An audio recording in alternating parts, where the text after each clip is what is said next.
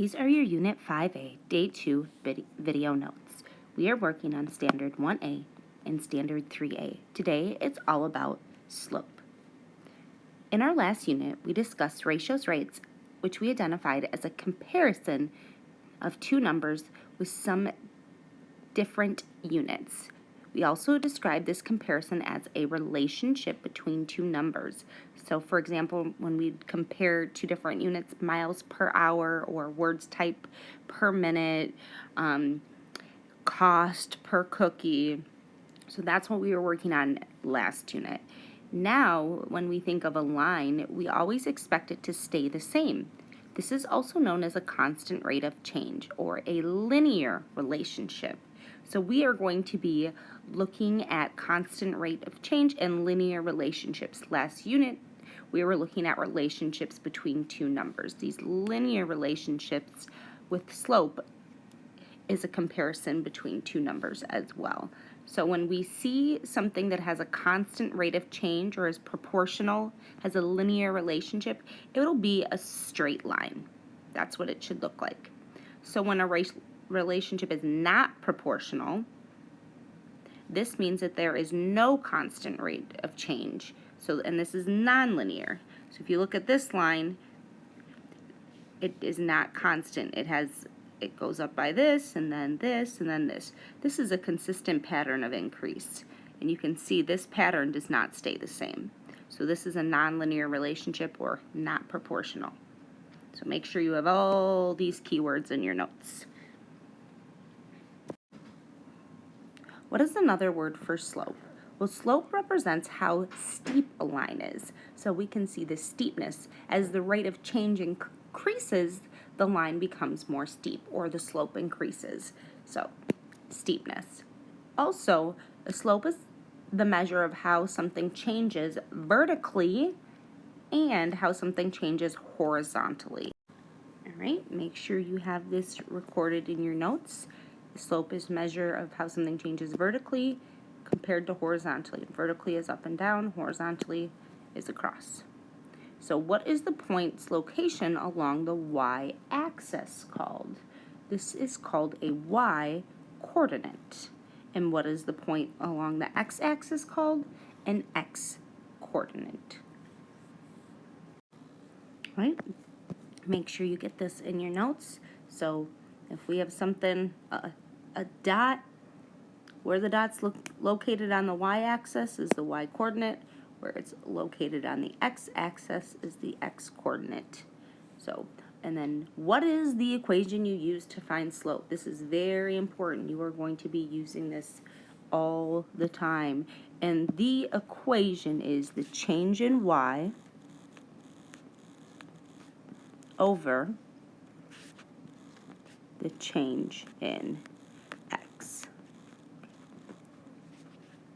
And remember, we find the change by subtracting, but you'll see that a little bit more clearly in just a minute. So make sure that you have this, the change in y over the change in x. Now there are four main types of slope that you're going to focus on in this class. We have a positive slope. We have a negative slope. We have a zero slope, so there's no increase, it just stays flat. And then we have an undefined. It's going straight up and down. We can't define it. Okay, so make sure that you have these in your notes. The big thing is positive is going up to the right, negative going down to the right, zero, straight line, and undefined, straight line up and down. All right, and there's this little kind of funny drawing you can use to help you remember slope man. So he's got a plus here and for that eyebrow because that represents a positive slope, and he's got a minus here for an eyeball because that represents a negative slope, and he's got his nose, which is straight up and down. He's got a little U to go with that to represent undefined. And then he's not that happy of a guy, so So he's got this straight across, which is a 0 slope. So that is Slope Man. If you want, you can add this to your notes if you think that'll help you. If not, just make sure you have this recorded. Okay. So when you are given a graph, you can determine the slope by following the rise and the run, okay? And rise is that change in y, and run is the change in x. So we'll call this the rise, which we said is change in y, so that's up and down, over the run, which is our x, and that is horizontal of the line. So just like we have the change in y over the change in x, it's the rise over the run. Okay, same thing. So let's try calculating the slope using the rise over run. So first thing we do is start at the leftmost point. That's right here. Then move up or down to get to the same level as the next point. So we're going to move up or down to get to the same level as the next point. So you can see right here, here's my leftmost point, and I'm going to move up to get, there you go. You see how this is the same level? This is the same level as my next point. This is my increase, my vertical increase, or my rise.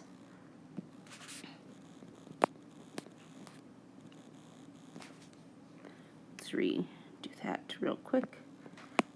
This is my rise. This is my change in y. So start at the leftmost point and go up or down until you get to the same height as the other point. So we go up to here and we stop because that's the same height as this point. And then finally, your next move is to move to the left or the right. So if you see here, we're trying to touch this next point. So we're going to move to the right. So we'll move to the left or right, and that is our run. Okay, so we have our rise and our run. And now what we're going to do is calculate the slope. So we started here, and we had our rise. We went up 1, 2, 3. So we went up 3 points. That was our rise. Then our run, which is on the bottom, we go ahead and look, and we went to 1, 2 to the right. So our run is 2. So our slope is 3 over 2, and we represent slope. When you see M, that means slope. And make sure to simplify, okay? No mixed numbers, but simplified. Improper fractions. Perfect. All right, I am going to show you these two, and then you can try some on your own. So we find our leftmost point right here. We're going to find the run by going, or the rise by going up or down here. We're going to go down, so we go down 1, 2, 3, 3, and now we're in line with this one. And then our run, we're going to go over 1, 2. So our slope, it was a decrease, so that's a negative. So it's negative. How much did we go down? 1, 2, 3. So negative 3. And we how many did we go over? 1, 2.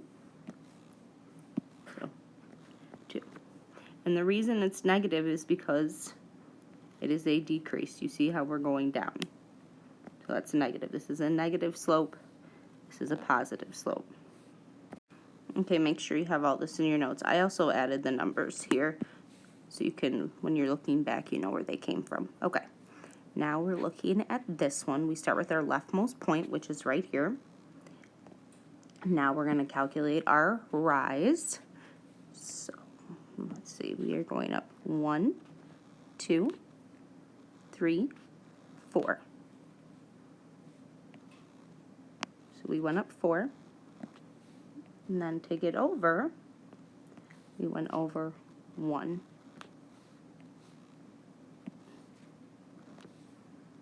So our rise is 4. And it's positive because it's a positive slope. It's an increase.